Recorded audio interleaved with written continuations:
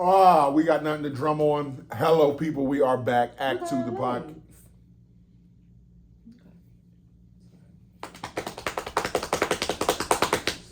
More interruption? You good? You set? You straight? Or you calm? You good? All right, we're back. More people. That don't sound like we're beating on nothing. But we're back, like I said. Act 2, the podcast, episode 235. And we are back. It's your boy, International Walt, and I am alongside. What happened to the most beautiful? That's something you're supposed to say. No, you have been saying that. Y'all see I am how he alongside the most beautifulest. The co-hostess with the mostest, your girl Tosh. Y'all see how he changed up on me? I wasn't. No. All right. We are back for another episode of us. Y'all can see our surroundings is a little different. We're in a different place. We're in a different zone. We're in a different state. So, yeah. But we still bringing y'all the show. We hope y'all enjoyed the last show. That's why we're here for another show. Let's get started. How are you? I am good. I am good. I am blessed and highly favored. Mentally, I'm a 9. Feel good. Feel good.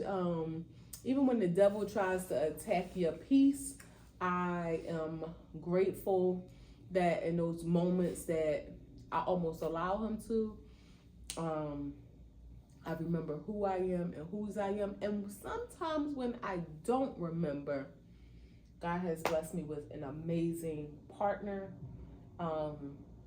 And that's part of partnership in life. You know, we can get into that later, but I'm a 9. Financially, an 8.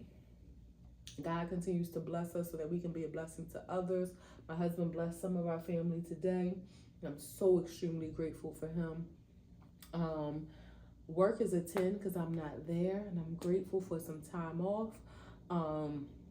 Physically, I feel good. I feel like a 10. I don't have no reason not to be. Nothing is hurting. You know, I feel good. So I'm going to accept it in that moment and not distract from it. So there's that. How are you? I'm good. I mentally I feel like a 9. Just being away from everything. If I was asked this yesterday, I might have had a different number, but today I'm a 9. What was Finances? Finances always an 8. God's always blessing us, so we want to push that and move that forward, pay it forward. Work is a 10 because I ain't there, so that's good. What else we got going on? Physically, I feel like a low 9 because I didn't go to the gym today. Just not on my regular routine schedule. We out of the state seeing family and, you know, not on my regular gym schedule as I would be back home. But I still, that's why you put the work in so it can last a little bit. Wows and woes, ups and downs, stops and goes. My woe, I'm not going to dwell on it, but again, just sometimes the devil try to intercede, but you know, my God is bigger, so that's that. My wow is just being here. Like he said, we out of town visiting my sister and our kids.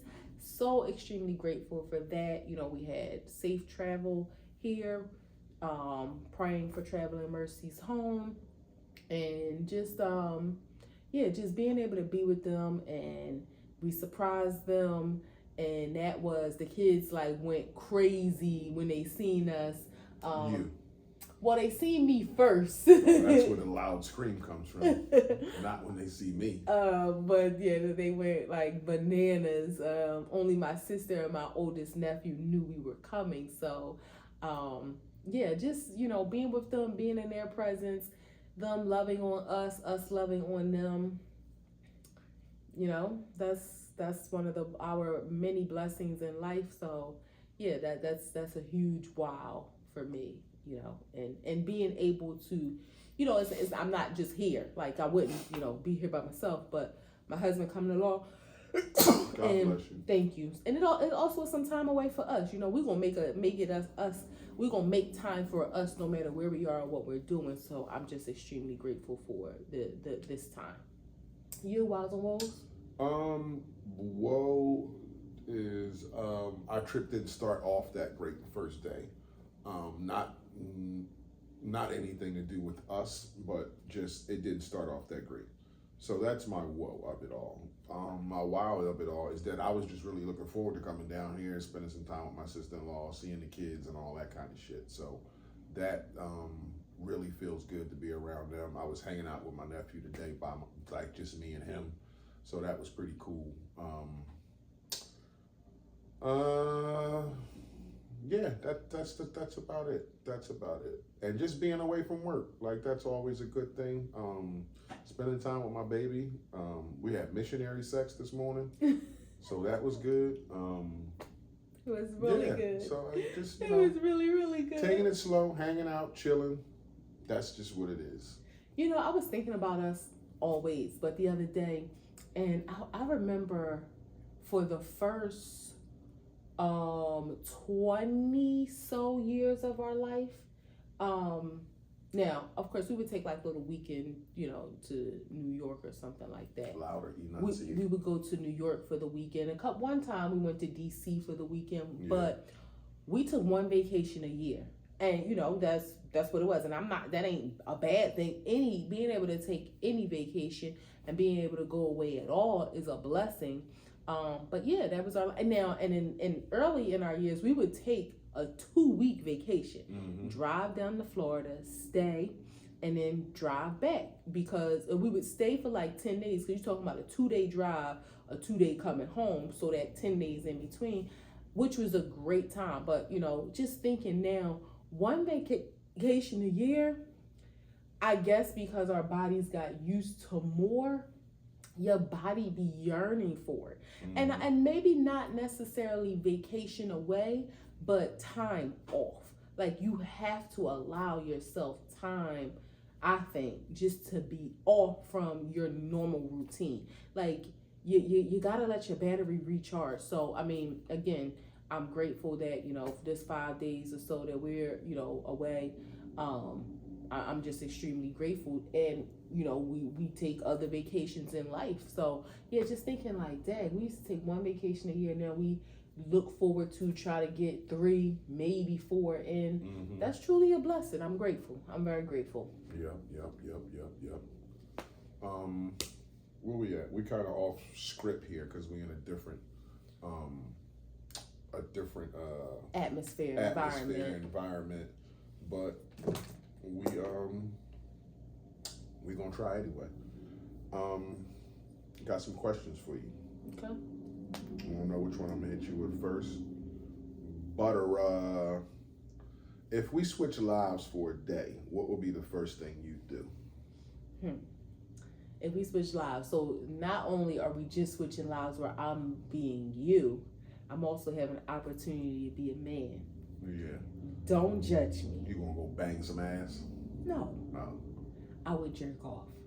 Seriously? I want to see what that feels like. You could just go fuck. But I mean, but like being you for a day, who am I gonna go find?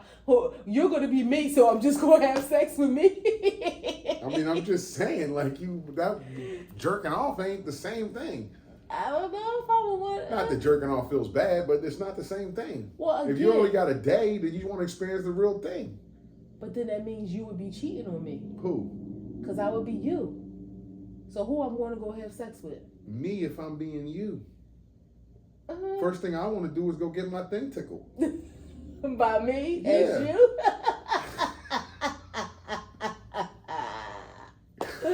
I don't know. This sounds like some weird, enmeshment, crossbreed. I know what's wrong with us. But I was just thinking, like, I would just want to see, like, what that feel like. Like, what do y'all experience? Knock yourself out. I mean, as a woman, that isn't, something for me from a woman's perspective that I enjoy. But from a man, y'all seem to enjoy it a lot. Right. So I would want to see what that's like. That's crazy. I mean, So, I think the first thing I would want to do too. I mean, as a woman, what are you gonna do? Put clothes on, like there's only one thing you want to do, and that's go have sex to see what that feels like. Okay. If you're a woman. So you being me would just have sex with me as you. Mm-hmm. That would be the first thing you do. Okay. All right. You wouldn't want to like go outside and see like cheat? No, like just see like how I'm treated. Yeah, that's all a part of it too. Yeah. I want to go see how people treat me. Jamara. You would be Jamara. That is, and I would be Nathaniel. That's hilarious. Nathaniel. The male version of Natasha. Oh, okay. You said Jamara. Yeah, but Nathaniel was just like Jesus. Or Christ. just Nate. No. Well, what's the male version of Natasha's name that you would think of? I wouldn't think there is one. Oh, yeah, I don't think it's a male version of every name. Like, no, it may not necessarily. Well, I mean, Jabara, you made that up, so I'm not saying there's necessarily a male version, but so like Jamar and Jamara. So Natasha, what would you say is the male? Oh, I get what you're saying. The spinoff of that. Yeah. It would be Nathaniel. Neat. Yeah, so that's all I'm saying. Yeah, I don't. It's not like an official male version. Yeah. Just like Jamara ain't an official female version. Well, that's pretty official. Jamira, I like. That's what I said. Jamira, not Jamara. Jamira. Okay. Yeah, I like it. I'll take it. Okay. What would be a first you wish we could have experienced together, other than me taking your virginity? That's wow, a first. I lost my virginity at 13, so there's no way like you could have took it. No, yeah. I would say, and it's weird because we've had so many firsts. So like our travel together, I have been on an airplane before you, but you were my first international travel. Mm-hmm. I was your first airplane ride. A first we could experience together. It was our first time buying a house. We did that together. Yeah, our first marriage. First marriage. I was about to say go even further than that. Our first 10-year relationship. Hell yeah. First marriage. First time living. You were my first time kind of living on. Kind of sort of. Yeah, a lot of the first time us living out of state that we grew up in. Yeah.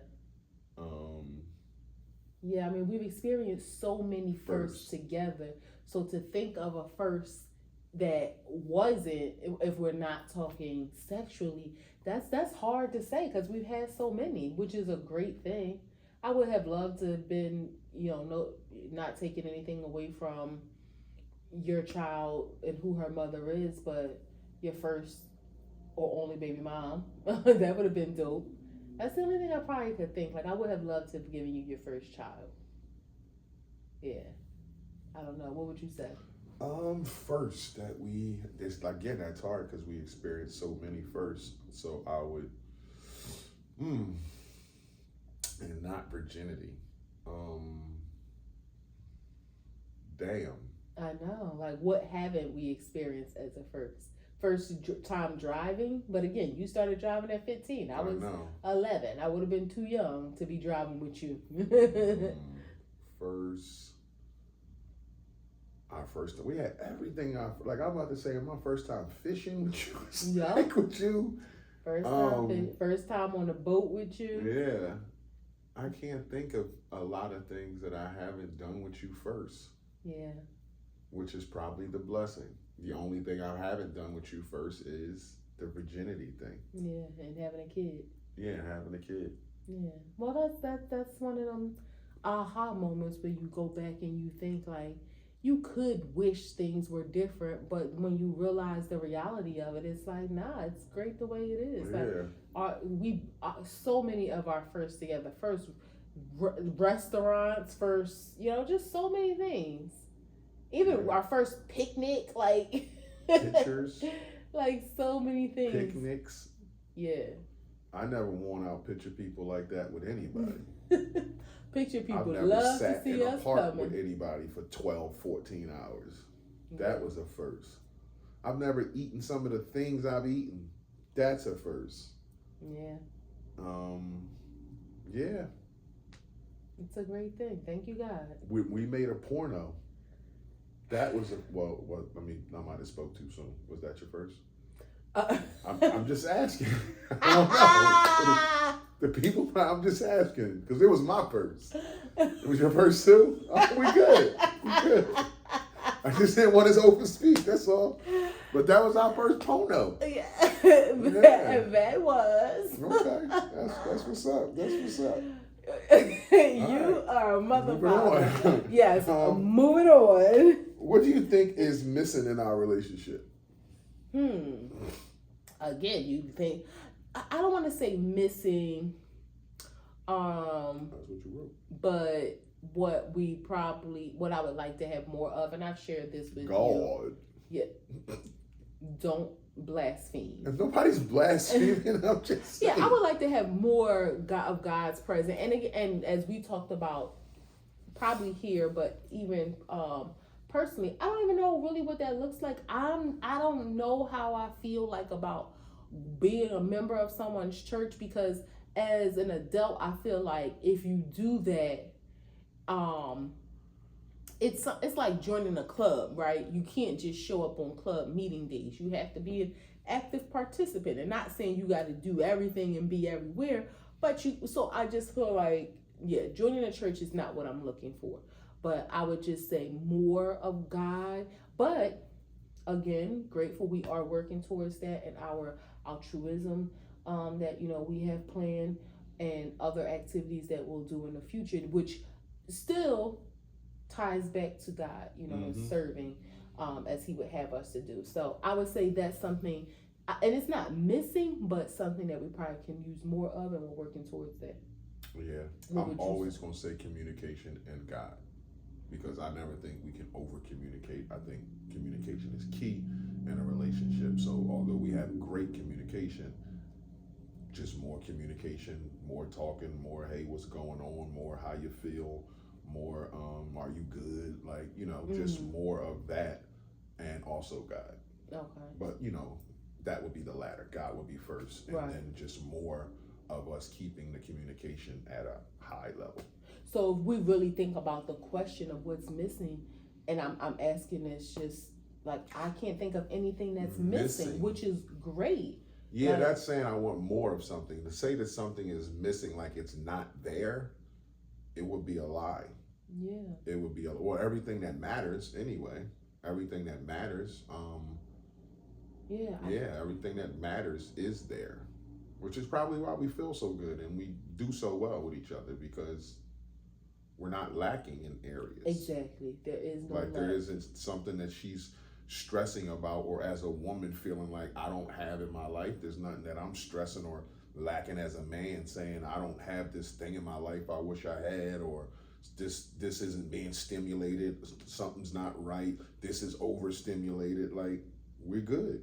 And I think part of that too is going back to communication. We talk and we ask. Like the other day, I asked you about what would be, and it stemmed, I'm not gonna act like it was just a original thought in my head. It stemmed from something I seen on social media, but it made me really want to ask you, what is the male version of flowers? Because you give me flowers and I think it's beautiful. I remember one time I bought you some flowers. They were, it was very intentional. I remember I got them from 30th Street Station when I used to catch the R5, and they were blue daffodils. I got them blue because I'm thinking, okay, blue is manly, don't want to get you roses. And it's just like, and you was like, this is very nice. You don't ever have to buy me flowers again, but this is very nice. And that was 2003-ish, or maybe later, but it was at least 20 years ago. And I've never bought you flowers again.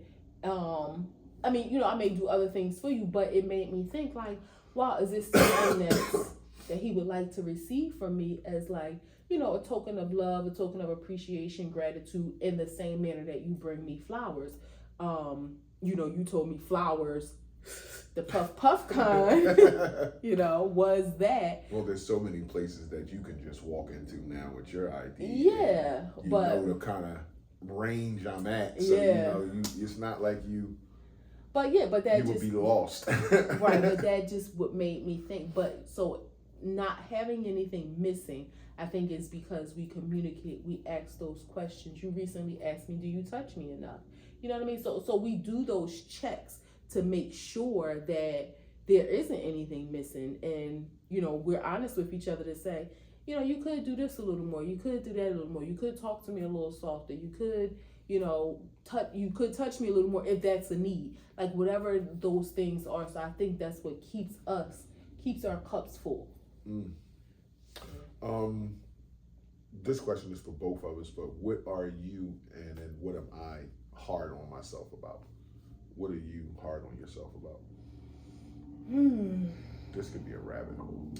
Yeah, Just saying it out loud, I think you're hard on yourself about a lot of things. Really? Oh, probably 5 right off the top of my head. Well, you go first. What, for me? I can't tell you what you hard on yourself about. That's not the question. The question is, what are you hard on yourself about? I'm gonna answer what am I hard on myself about. Oh, okay. I can't answer for you. Okay. Well, but we can tell each other what we think the other is hard on ourselves about. Yeah. Yeah. So I think for me, I'm really hard on myself about, and I'm getting better about being a good wife. Like because it's something that I care so much about, and I want to be a good wife, and I didn't have an example of what that looked like, and I thought I knew what that looked like, but the best way to find out if you are is to ask the person that you're a wife to. And you reaffirm me that I am, but I think in some instances I just want to make sure I do it right. I just want to make sure, you know, because you deserve that, and it's something, again, that I care about. It's something that I owe to God because we took vows. We made a promise in front of God. So I asked that question because I want to be, and so I do know that I'm hard on myself about that. I think rightfully so. I don't think I'm too hard. I think my weight, not I won't just say my weight. Like, as confident as I am, I'm also very self-conscious about certain parts of my body. And sometimes it drives me crazy. And I know that it drives me crazy, but I can't help it, and I don't know if it'll ever change. So that, I'm hard. And I'm not like one of them crazy people in the mirror that's like, well, I can't say that because I do change my clothes a couple times sometimes if I'm just like, and I'm not really feeling this. And then I always end up wearing something that I am completely comfortable in. And it's like, girl, why was you trying so hard? Like, that was so unnecessary. But so that's another thing. And then I am hard on myself. Just let me land my plane about not taking on guilt about setting boundaries. And I'm getting better at not being hard on myself about that because I deserve that peace that I am demanding of myself. But I am hard on myself with, I don't know why. And he asked me why too, a day or so ago. And I told him I don't know yet, because it's kind of like one of them questions that you put like the 3 dots after, and it's like, I want to get back to that, and I'm not just saying I don't know and that's just the end all and be all, but I want to think about it, and that may require a session with the lady. I don't know, because I really want to get to the root of that and have it done with. But those are the 3 things I'll say for myself. I am hard on myself about my relationship with my daughter. Sometimes I get frustrated with myself whether or not I'm trying hard enough. Sometimes I get frustrated when I think maybe she's not trying hard enough, and I maybe want things to progress faster than they are. So I'm hard on myself about that. I'm hard on myself about my workouts and my exercise routine because I made a promise to God that I would continue to do so. So I'm extremely hard on myself about that. I'm hard on myself about, damn, I had one more thing in my head. Oh, sex. like I'm hard on myself about how I perform for her. Like recently, I had a hernia, and I had a hernia for a long time. It was fucking with me, and it was bothering me. So during that time, I couldn't. I still could have sex, but I couldn't perform the way I wanted to because I'm in pain and I'm popping out of my side and shit like that. Like my intestines is out. So it was like sounds so gross. And she just was always so kind and understanding, like, hey, this is okay, man. And I'm just like, nah, I want to be able to perform. I want to still be able to, because I take being a husband super seriously, and I know, like, you got to show up. You got to be able to. And she just was so kind about that. But I'm like that all the time. Like, if I didn't have a hernia, I would be like that. But she always lets me know, like, you're good. Like, if I hadn't, like, our communication, if I had an issue with you, I would let you know. But I guess it's just that wanting to satisfy her so much. It's like, not that I need, hey, am I doing a good job? But if I don't feel like I'm doing a good job, then I'm super hard on myself. Like, I call myself a pussy and all types of shit. So, yeah, I'm hard on myself about that. And I think that moment in our life was like one of them reminders of why having a relationship where, your intimacy extends beyond the bed. I always, not always, but like when I have had conversations with like my sisters or, just with women in general, it's like when you're in a relationship with somebody, you have to have more than just sexual intimacy, because the sex can be amazing, but then what's up when you get up? When y'all not in the bed? Because y'all not having sex 24/7. Y'all not having sex, you got to go to work. Hopefully he's going to work. You got to live a life. So you're not always having sex. So when you get up out the bed, do you like the person? Do they like you? Can y'all have a conversation? Like, those are the things that a relationship has to be about. And then can you coexist? The sex is going to be, it's going to be amazing. Now, also, we have never really had an issue with bad sex, because very early on in our relationship, we've always had those conversations. Like, I don't like when you do this, or can you do this differently? Don't touch me here. Exactly. Like, we've too just much nipple play.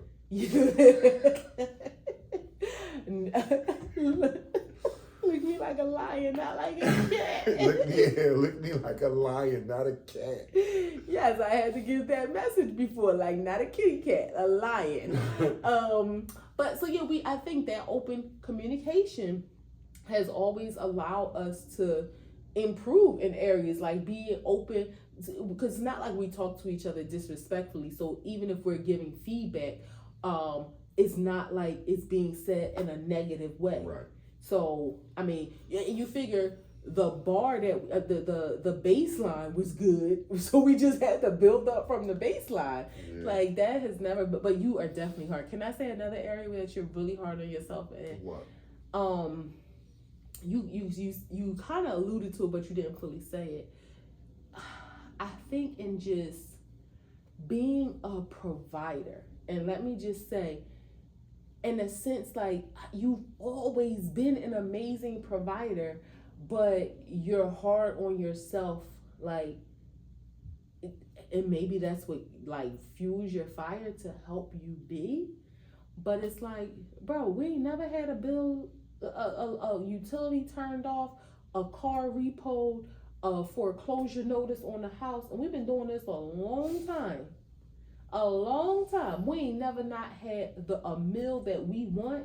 And if it was a low budget meal, it was because we wanted it. If it was like, let's just eat, let's get some patties from the Jamaican store. That's what we wanted. Like, but you're very hard on yourself. And that kind of and I think maybe you're getting better in this area. He hates to tell me no. And I'll accept accountability. I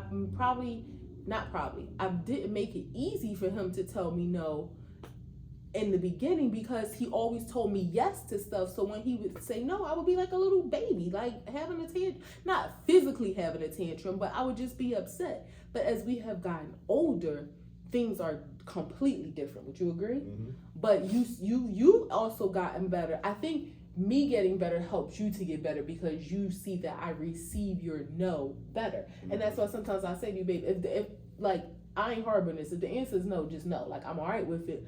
But but you still beat yourself up with telling me no. Mm-hmm. Again, you're getting better. But I think that will tie in when we both graduate to the point of you telling yourself no. yeah, Because I have a problem with it. So just that caveat of, hey, babe, if the answer is no, it's no, I'm okay with it. But still, can I have this? It's like, because he kind of got a problem with telling me no. If it's a way he can do it, he's going to do it, even if it's tight, even if he don't want to.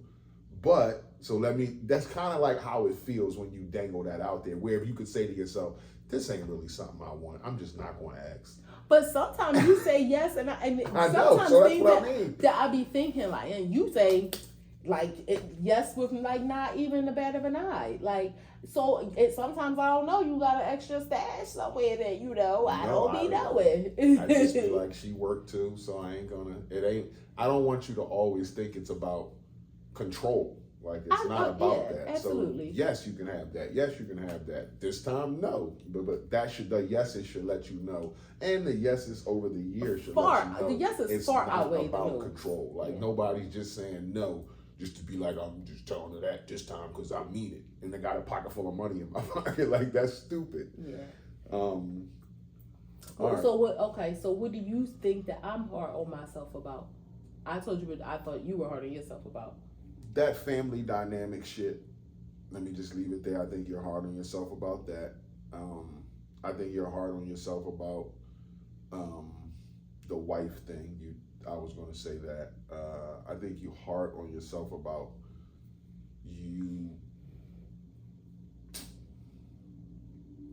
how often you see you're not hard on yourself about it, but you get upset with yourself when you don't see the kids and them as often as you would like to.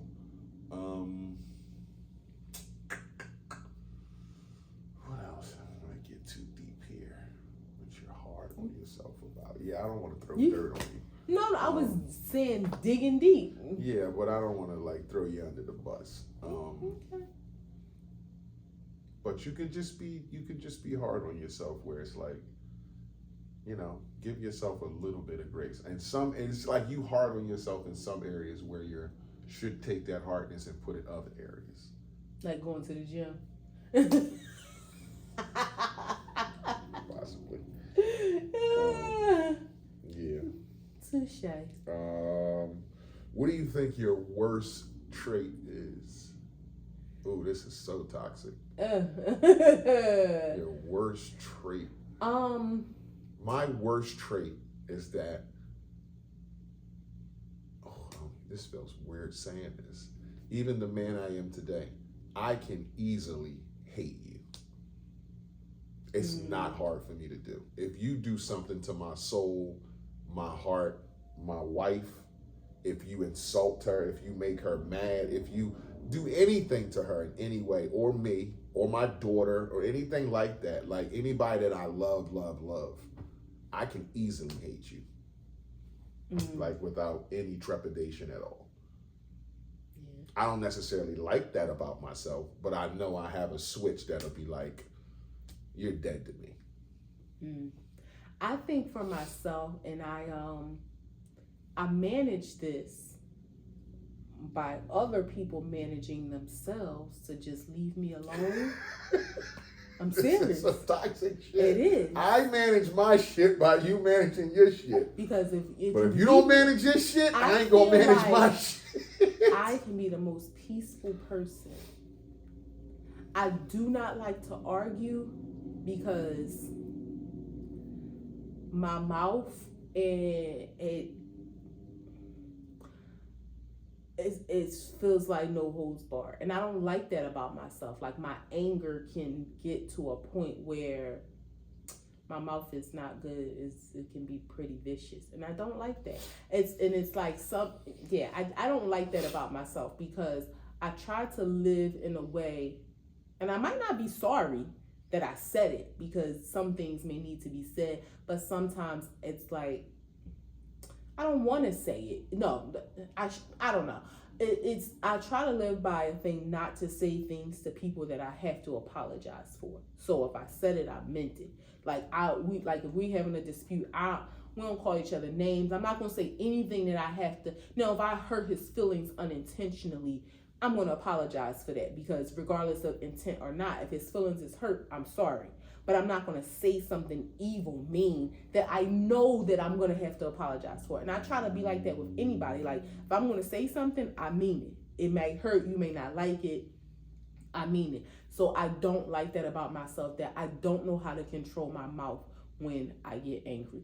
Which is part of the reason, because we try to live lovingly and respectfully, but he knows from the beginning, I have never liked to argue because my mind be thinking like the worst of stuff, and I love him and I don't want to say bad stuff to him. Like, I don't like to argue at all. Be like, if it's like an altercation with a stranger or something, that's different. But my husband, I don't like to argue. My sisters, my friends, like I don't like to argue. I feel like arguing, you gotta fight, and like because when you're arguing with somebody, like it's a bad time. You should have swung. No. I don't want to be that person either. Just said arguing, you gotta fight. But that's why I'm saying I don't like to argue because I just feel like my thoughts go to hell. 10-piece would have been. My thoughts tighten that right up. My thoughts go to hell, and I don't like that. So that's my worst trait.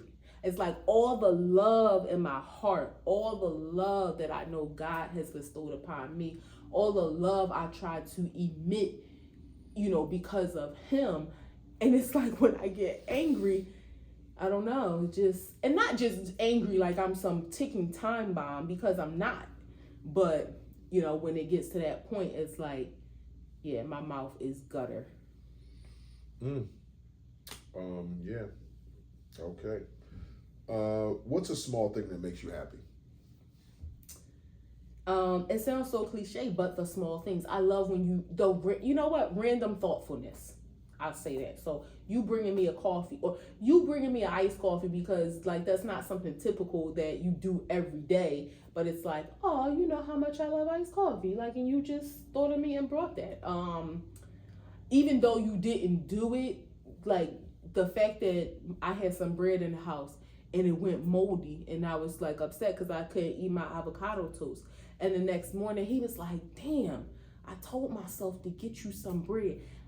He didn't do it, but the fact that it was like, damn, you like, just the thoughtfulness is, and it's weird because it says what's the small things, but I think that's a big thing because so many people aren't thoughtful. I just love it. It just shows, even if I don't need nobody to buy me nothing, if you do, that's great, but it's still that thought, thinking of me, the thoughtful things that that I enjoy, whether it's the corniest, stupidest thing ever, or just being thought of. Small thing that makes me happy. Rubs. When she sits me down between her legs and rubs me, that makes me extremely happy. I gotta add one more thing. Right. Blowing bubbles. Blowing bubbles makes her happy. Yes. Bedtime. Like when it's bedtime. Thank you, Jesus. I'm not gonna lie. I've had happy moments from when I wake up throughout the course of my day. I take them where I can get them. I am never more happier than bedtime. I'm serious. Like, it is the highlight of my day, no matter what goes on, no matter who I talk to, what I giggle about, laugh about, joke about. After we eat dinner and I got that shower and it's like, all right, like that is the greatest feeling of the 24 hours for me. So that's a little thing that people might not care that much about, but bedtime, shit. Do you ever, I kind of know the answer to this, But as people evolve, you could surprise me. So I'm just going to ask: as much as we enjoy going to bed, laying down, skin to skin, falling asleep, do you think we could be one of those couples that don't have a TV in our room? No. Really? And I don't think we would ever be one of those couples that slept apart. No. I mean, I know the kind that have 2 beds in one room. I know the kind that sleep in separate rooms, but and are in loving marriages. Yeah. Care for each other, but that's just not our bag or ever would be. The way that I have to feel your... And it could be from snoring, it could be from wild sleeping. It ain't gotta be because of intimacy or anything like that. It could just be, I gotta get up early and you keep me up at night, or it could be a plethora of things, but no. The way that I have to feel your skin is probably not healthy. The lady would probably say that your enmeshment is getting worse. Even sitting here now, not being able to rub your leg, I don't like it. I don't like it one bit. When you're driving in the car, I can't. I don't know if I would be able. God forbid I had to. But I don't know if I would be able to sleep knowing that you're in the same building as me and I can't touch you. I just don't know what people talk about girls trips, and was talking to Toya one day. She was like, you think Jay, I was like, nah, that ain't even a conversation that years ago, it was basically, she was saying, do I think you would have changed your mind? I was like, no, we haven't had that conversation. And to be honest, I don't really, that's not something. I would be the girl oh yeah, we going on a girls trip, but my husband's in the room. When it's time for bed, my husband's in the room. Going somewhere one night is crazy, but 2, 3, 4 a week, my husband's in the room. And this ain't even, again, like we said, this is not a sexual thing. It ain't we need to be, banging every night, but I need to see you, feel you, smell you. Yeah. So the sleeping I wanted the Tempur-Pedic mattress that go up and down, and was really looking into it. And I had even asked the question thing on Facebook or something, because I was like, wait a minute, it's basically 2 twin beds together. So I'm like, no, if I'm up and you down, we're not gonna be comfortable to touch. So I nixed that idea. I need to sleep with my person. How people got emotional support pets and emotional support thing. He's my emotional support person. And not just oh, I'm sad and I need him. Life. Life. Even sleep. Yeah. But that's a small win, man. I say my prayers and thank God that I'm back in the house and went out this morning. I'm safe and I'm back in this bed again. Shit. There's no greater feeling. No greater feeling. Last question. What did your parents teach you about love, or did you learn indirectly from them? Well, that was what did they teach you about love, or if they didn't necessarily teach you, is it something that you learned indirectly from them? Well, I just read the question as it. Yeah, I'd be expecting you to understand my brain.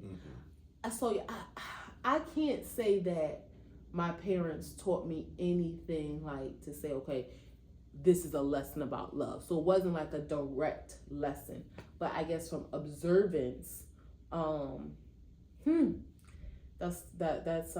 can get deep. When Tina Turner sang "What's Love Got to Do with It?"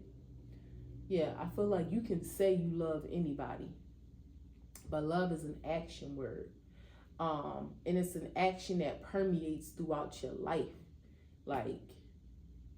Through love, you respect somebody because you love them. You are loyal to them because you love them. You are happy for them because you love them. You give them, constructive feedback because you love them. It's not just, oh, I love you and that's just it. There's supposed to be actions that align with that love. I can't just tell my husband I love him and I don't do none of the things that show that I love you. And then they also taught me people love you to the capacity that they know how. And it doesn't mean that that has to be enough for you, because if I need more love, then I'm not wrong for needing more love. I can accept the fact that that's all the love that you knew how to give me, but it doesn't mean that I have to be satisfied with that. Like, if I need more, I can't be mad at you if you don't know how to do better. Hopefully, if you knew better, you would do better. But if you don't know better, it is what it is. But it doesn't mean that I can't want more. So. My parents taught me nothing directly about love. I grew up in a volatile household. I didn't see my parents touch and hug and kiss and do all that shit. So yeah, and I didn't see them communicate in ways that was good for the relationship. So indirectly, yeah, it kind of just showed me what I don't want, who I don't want to be, what I don't want to do, what I don't want my wife to be. Yeah, it showed me all those things indirectly. But like she said, I've never been sat down and told. Other than I can say my Nana about everything, because I always talked to her when I was younger, and she would just tell me, make sure you find the right girl. And even when I brought girls around, she would tell me this the one, this ain't the one, this the one, or, shit like that. Watch this one. So those probably the only lessons that I had in love or looking for love, but all indirectly for me. Yeah. Okay. 3 grams. The Grace Ferry shooting. Let's talk about that Grace Ferry shooting where a kid, I forget this kid's name, but he was shot in 2017 and was put in a wheelchair, survived, and then he was the one that was the big name out of everybody who lost their lives down there. Condolences to all the families who lost their lives in Grace Ferry. There was a massive shooting on a street that hundreds of rounds were fired and some people died. I think 6 people died. Yeah, 6 people died. Lots of people shot. This is all over the Philadelphia news. It's heating up out here. The weather's getting hot. You can't have cookouts. You can't have barbecues. These young kids will shoot the shit up. I know what it is. These young people, that generation of people do not care about life whatsoever. I don't know what they care about, but I don't know, not looking bad on the internet or something like that, not getting beat up, I don't know what it is that drives people to walk around and carry hundreds of rounds in a gun on them on a daily basis. And the first time that I'm upset about something, I will fucking shoot you 100 times. I just don't get that shit. The first argument, the first sign of disrespect, the first sign that I'm agitated about something, nigga, I will fucking kill you and your whole family. We just can't walk around like that. And that's the shit that we're seeing play out in front of our face, where kids are walking around with 100, 200 rounds on their hip, and they get upset about some shit at the corner store, and the whole block could get shot up. It's just insane to me how these young kids don't care about life. And it just makes me think damn, that saying, and I've heard a few people say this before, but just live a little longer. You 17 now, 18 now, and I know you feel like the world is crashing down on you or whatever, but get 40. You'll see a different side of life. You'll want different things in life. There's a mindset that shifts when you get to be a certain age. That bodies and young shit and carrying guns and drugs and all that shit, that's not the important stuff. The respect, the internet, that shit is not important. And if y'all could just live a little longer, y'all would see that. But it's a shame because you're not going to get the chance to. Just not going to get the chance to. I think what it is a lack of emotional intelligence, and it's not just the kids, it's from the parents who aren't instilling in the kids. And I also think it is a couple generations ago, I'll say my generation really. It's a couple ago. Yeah, parents stopped giving their children spiritual guidance, and what I mean is, they kind of left it up to letting the kids figure it out. And I truly believe having that spiritual foundation. Now, y'all know I'm a Christian, grew up in church, love God with all my heart and soul. I'm not even saying just make them go to church. Even if you made them go to the mosque. Now, once you, if you're Muslim or whatever, but some sort of grounding is required, because these kids have been left out here to figure it out. You got parents who will start going to church, or parents who will start, will take their shahadas and, be Muslim, and they're not making their kids do the same thing. And I'm not talking about a 16, 17-year-old kid. They're not making the 8, 9, 10, 11, 12-year-old kids do the same thing. And they're just letting them figure it out. And I think that is while parents are trying to figure their own lives out, but they're living as if they don't have responsibility. It's like they're only looking at kids as a financial responsibility. I just got to clothe you, house you, and feed you. And maybe clothe you, because that's why a lot of these young boys out here, maybe hustling because they want whatever they want. But they're not looking at the full, and I'm not a parent, I know that, but they're not looking at other things that kids need. Like, they need some guidance. Like, you need to make them go to school. You need to show up at the school when they're not doing what they're supposed to do. if you're going to church, your kids need to be with you. If you're going to the mosque, your kids, now when they get older, they decide they want to go a different path, then I salute. But I think what happened is we entered this generation where parents was just kind of letting them figure it out, letting them figure it out on their own, and they can't. You got people 30, 40 trying to figure it out on their own. What the hell makes you think a 14, 15, 16-year-old can figure it out on their own? So the lack of emotional intelligence, the lack of guidance is what has, I think, created this environment where you said the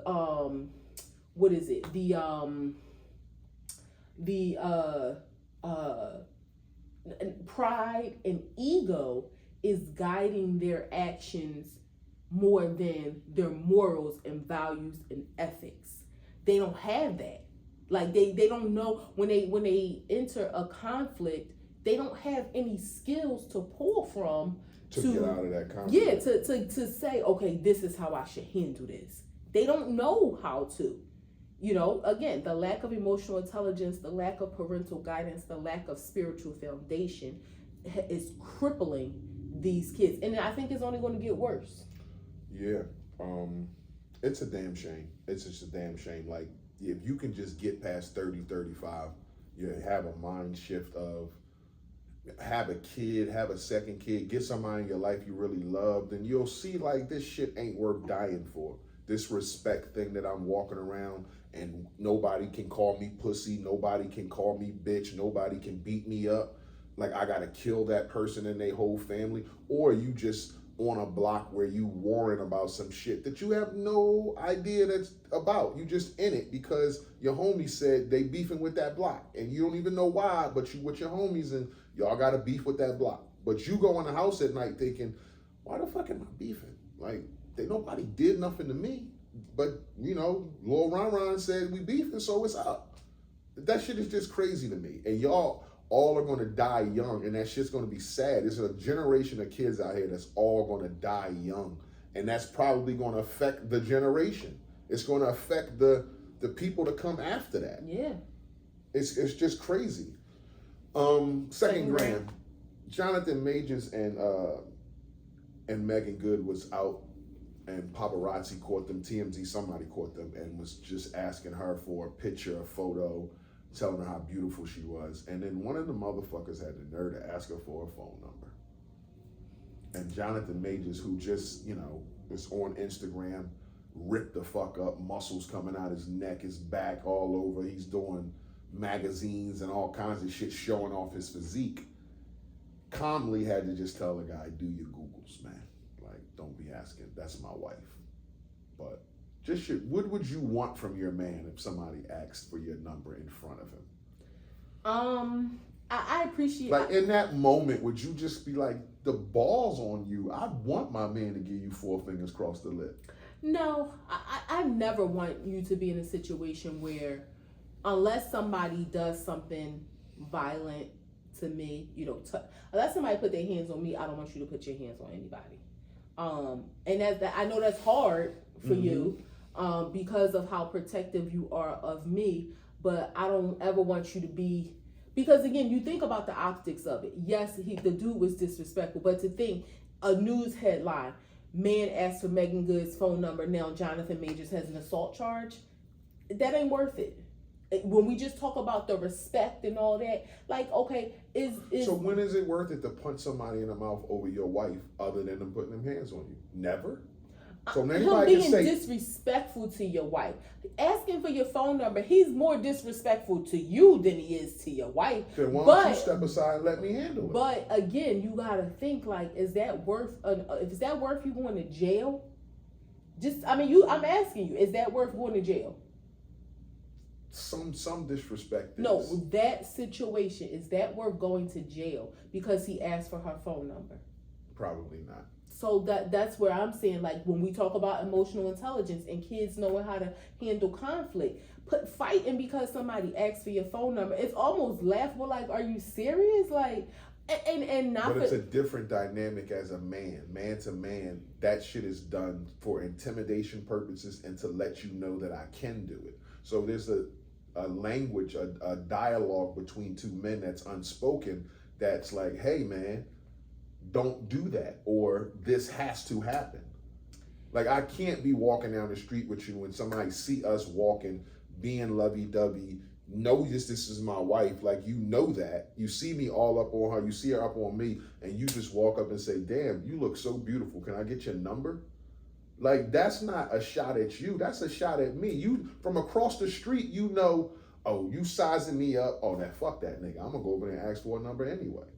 So that's what I'm saying. There's a dialogue that's going on between the two men that's like, hold up, like, because you did this has to happen. But like you just said, talking about the young boys, disrespect. I mean, yeah, it's disrespectful. Their disrespect is different. On the internet, somebody put up, you got slapped in the 6th grade when you was fucking 10.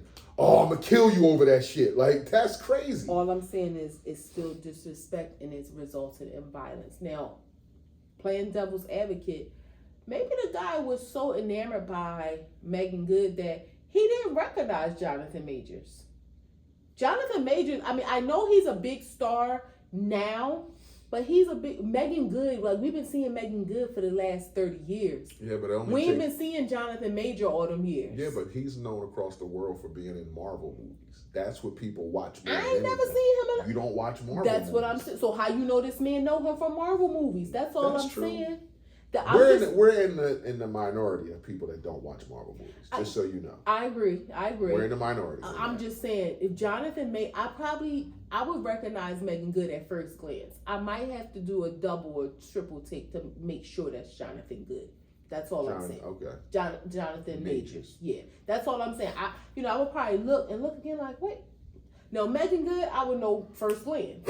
So I'm just saying, maybe she was with two guys, so maybe he didn't quite recognize who he was. Maybe. Or like you said, he could just been being disrespectful to him. Bullshit. But I wouldn't want you to, I would want to pull you away. I think at a minimum, he got to get grabbed up and pulled to the side. If you grip him up by his collar, that's one thing. Like, again, what the fuck are you doing? You out here, you know who she is, then you should know she's married. If you follow her, then you know I'm her husband, bro. That's like, you ever seen the video of the guy, these kind of pranks? I think these grown men doing pranks on the internet is stupid and somebody's going to get hurt. But when a guy's going up the escalator and a lady and her dude is coming down and he touches her hand. And that guy jumped over that fucking thing? Yeah. But it's like, okay, I get it. It's disrespect. It's your woman. And that heightens the sensitivity of the situation. Certain things have to be done because that shit will come back up in a relationship. Somehow, some way, it'll be deep down inside, I think that's dependent on the woman. I would, if you didn't punch a person in the face for asking me for my phone number, I'm not looking at you as a weak man. I didn't say that. You didn't hear me say that. No, but I'm not looking at you. Nah. I'm looking at you like, damn, I'm proud of you. I think every time I'm supposed to protect you, you're looking for me to protect you. Every time that you expect me to protect you, if you don't show up, and this is what I mean, expectations. If you're expecting me to protect you and I don't show up, you'll always remember that. But in that case, I don't feel like I need protection because he asked for my phone number. But I get, from a man's perspective, you're looking at it different. I get it. Because what am I supposed to do? Stand here and let you answer for yourself?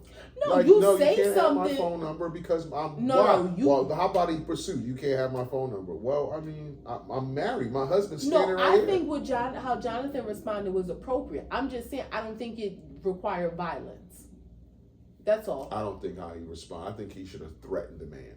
Like, take 2 feet back before I break your fucking back. Okay, words I think are appropriate. I don't think violence is appropriate. So that's what I'll say. Last gram, the Texas flood. A lot going on in Texas, Houston. I remember a couple years ago it snowed and froze up some pipe and shit over there. And it's always, hot in Houston and all that kind of stuff. But apparently Trump did some gutting of the FEMA, which is tied to the meteorologists. Well, FEMA, the weather people of some sort. They when it's going to be like a bad storm, they issue the alerts and stuff. So he gutted that department, which don't have those people there. And in these states, I think state to state, there's a shortage of meteorologists in the weather departments. A lot of one weatherman took his time to tell the weather and spoke a monologue about fuck the weather. These places and the places I work are severely understaffed by like 20 to 40%. So when you see us, messing up more than we have, it's because we're stressed and overworked and underpaid and all this kind of shit. And it's because of that administration. So hang in there. We're doing the best we can. But this is what you're going to see more of, people not being able to predict hurricanes, tornadoes, massive floods and shit like that. It's just such a tragic situation where, people talk about natural disasters, and that's really what it was. But to know that 26 this could have been, it wasn't preventable, but that people could have had a warning to take whatever measures that, they could to protect themselves. That's the really sad part about it. The extremely sad part about it is that people didn't have that opportunity. It's heartbreaking. It's just heartbreaking to see families destroyed in that way. Little girls, like 8, 9, 10-year-old girls who were at a Christian summer camp, siblings. So some families lost multiple children. Like, really heartbreaking. And to know that the government and with Texas being like, his ride or die people over there. Yeah. But you know what I think was so admirable? The president of Mexico sent people to Texas to help recover. Yeah. So you got Americans running around gathering up Mexicans to kick them out of the country. And you got the president over there sending Mexicans here to help recover bodies and get people. It's just bad. It's just bad. But condolences to those families who lost children. Condolences to not just children who lost people. And then prayers to the people to the families of people who have yet to be found. Mm-hmm. That's even more heartbreaking to know, like, your family member is missing and their bodies have not even been recovered. That's very, very heartbreaking. It is. Hate to end on that note, but it's a wrap. Act 2 the podcast, episode 235, coming to a close. We did this under dire circumstance in a different area, different state, in a different room. Don't have our comfort, but we still felt like we needed to bring y'all a show. So hope y'all enjoyed it. We enjoyed it. Act 2 the podcast, episode 235. If you fuck with us, you fuck with us. If you don't, you should. Peace.